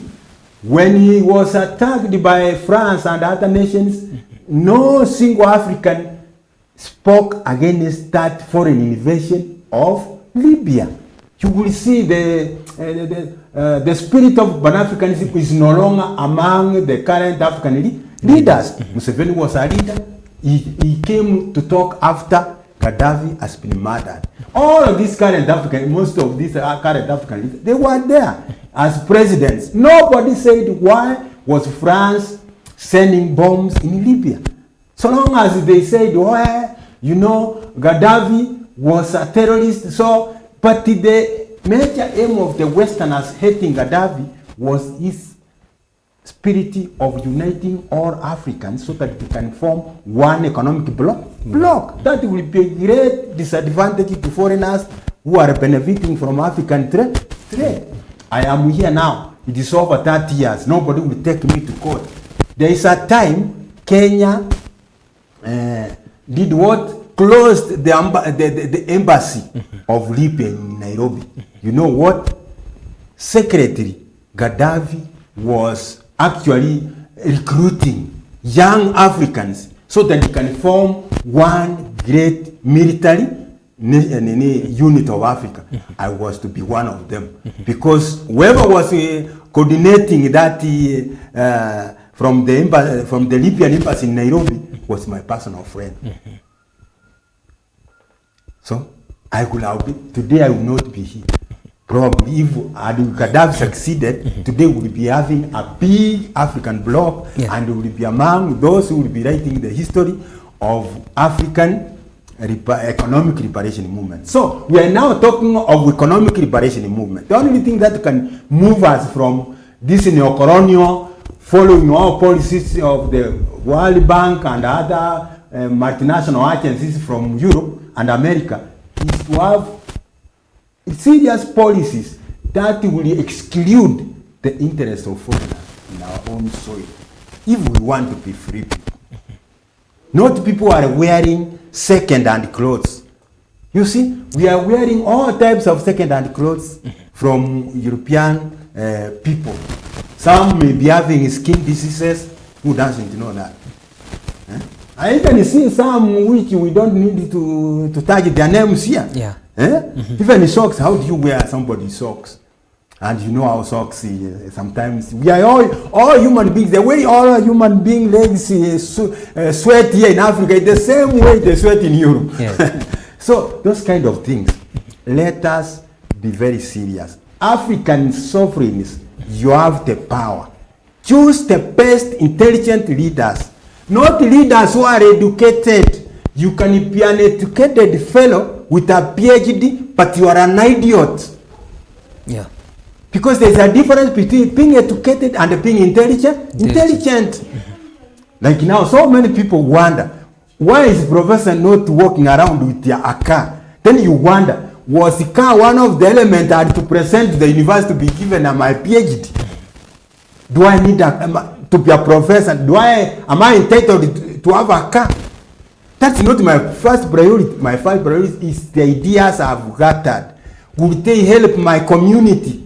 Will it help my continent? Will it help my country, Kenya? Will Kenya ever come out of this economic swamp of neocolonialism we are just swimming in? One day we must come up and say enough is enough. We need to have new policies which don't exclude external influences. Yes. Let us know the reaction, the leaders who are a part of the system that is siphoning African wealth to abroad. Yeah? Read such simple books like How Europe Underdeveloped Africa by Walter Rodney. It is on the street. It's only 200 shillings. Yes, you will know. Alright, mbia mono sana professor. Ndako kwa baye bironi maitenga mangana mangi sana kwa biriko kuiranira na ndaba antabange sana balani special no yanko nyorenga some students mbali iskoboni ga mutu mukobwerusa ase balia bakora mangana history and all those viewgo konyorenga at least na barba amanyirenga what is happening ase chinse kira sero kongurwa Africa na boigo kwa kinganga ki Africa era nyako bagego change kurwa asensemelio kwa ndikengo dependire kurwa chinse kingdom na America, Britain, China na bintu binde bingi sana because might bona iga in terms of economy ense ya Kenya bona iga go borere sana madeni amangi sana kurwa se chinse kie Chesiko, which means singa bono noena mangana iga development guchire koba yani koba komusana nsi ya Kenya koba okora kigo kina kolende mbia mono sana professor asa kwa neki finishing touchline nye kole mbataina ki for example in Kenya Africa is so wide, it's so big, it's so complicated. Let's come with the reality here in Kenya. We can be able to turn Kenya into an economic paradise within 9 months. Ask me how? How? Very easy. Let every minister drive what is called a Probox and sell all these other assets. Correct? All those called presidential escort, about 70 vehicles, they will be auctioned. Correct? Will auction them. Then within a short time, why after we have done, and we see all the corrupt loopholes.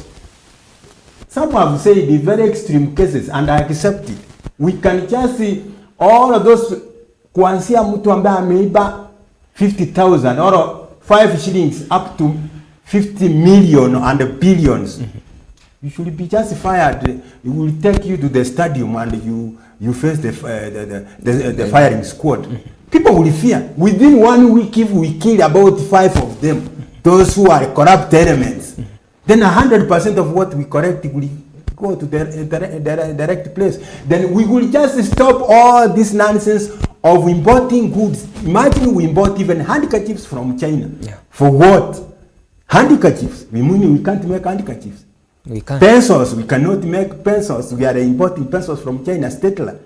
Yeah? We make everything local.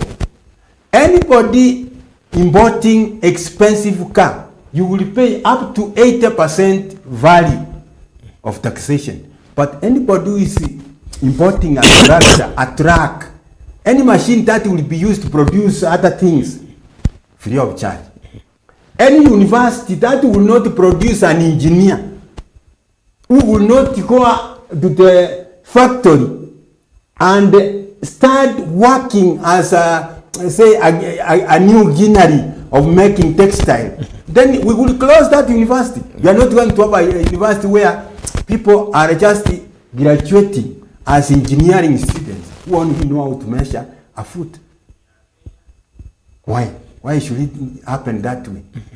If it is a matter of, I told you, like cars, nowadays making an engine of a car is not somebody's copyright. It is a universal fact. The only thing you can pay for is the shape of the body. If you can make your own engine, then you give that car a shape of a Mercedes-Benz, then the Mercedes-Benz company will take you to court for copying their car. But the machine, we all know, these pump machines, you mean we can't make them here? We can make. Yes, everything here.